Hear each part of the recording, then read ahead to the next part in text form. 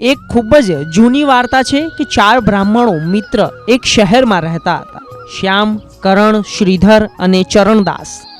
શ્યામ, કરણ અને શ્રીધર ચારેય મિત્રોમાં મહાન વિદ્વાન હતા.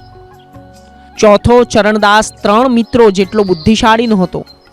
એક દિવસ ચારેય મિત્રોએ વિચાર્યું કે શિક્ષણનો ફાયદો ત્યારે જ મળી શકે છે જ્યારે તેઓ વિદેશ જઈને પૈસા કમાય.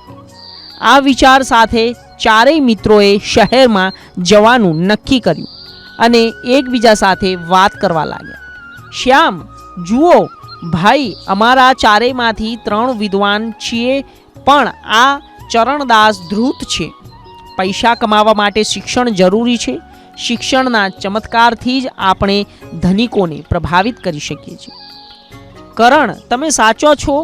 શ્યામ, આપણે જે પણ પૈસા કમાઈશું આપણે આપણો હિસ્સો આપણી પાસે જ રાખીશું.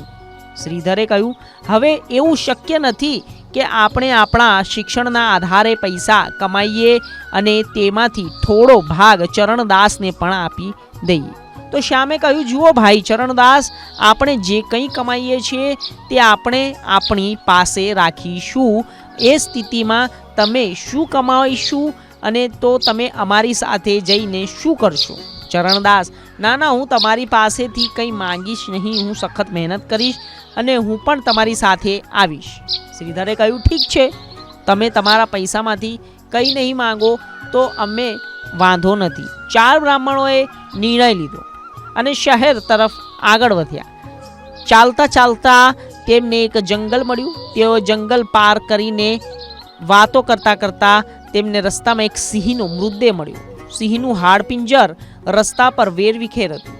શ્યામ, ઓ, સિંહનું હાડપિંજર છે એવું લાગે છે. ભગવાને આપણને શહેરમાં પહોંચતા પહેલા જ આપણા જ્ઞાનનો ચમત્કાર બતાવવાની તક આપી છે. ચરણદાસ, મને કંઈ સમજાયું નહીં. સમય સાથે દરેક વસ્તુનું કામ કરવું જોઈએ. શ્યામે કહ્યું, અરે મૂર્ખ, આ તમારા વૈજ્ઞાનિક જ્ઞાનની ચકાસણી કરવાની તક છે. શ્યામ, મતલબ કે હું આ સિંહના મૃત હાડપિંજરને મારા જ્ઞાન સાથે જોડી શકું છું? કરણ, હા, કેમ નહીં. હાડકાના હાડપિંજરમાં ચામડી, માંસ અને લોહી બનાવી શકું છું. શ્રીધરે કહ્યું, હું તેમાં જીવન મૂકી શકું છું. ચરણદાસ, મતલબ કે તમે 3 લોકો મળીને સિંહને પાછો જીવતો કરશો? ના, એવું ના કરો. શ્યામે કહ્યું, જો મેં તમને કહ્યું હતું કે આ મૂર્ખ હંમેશા આપણી બુદ્ધિથી ચીડાય છે. ચરણદાસ, ના, એવું નથી.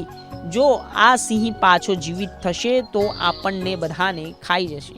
આવું થશે તો તમે લોકો આવું ના કરશો. ચરણદાસ તરત જ ઝાડ પર ચડી ગયો અને તેના 3 સાથીને જોવા લાગ્યો. સૌપ્રથમ શ્યામે પોતાના જ્ઞાનથી સિંહના હાડપિંજરને જોડ્યું. આ પછી કરણે હાડપિંજરને ચામડી, માંસ અને લોહીથી ભરી દીધું. આ દરમિયાન શ્રીધર પોતાના જ્ઞાનના ચમત્કારથી મૃત સિંહને પાછો જીવતો કર્યો અને આ પછી એ જ થયું જે ચરણદાસને ડર હતો. તે પાછો જીવતો થતાં જ સિંહે 3 પર હુમલો કરી દીધો. થોડી વારમાં 3 માર્યા ગયા. ચરણદાસ ઝાડ પરથી આ આખી ઘટના જોતો રહ્યો.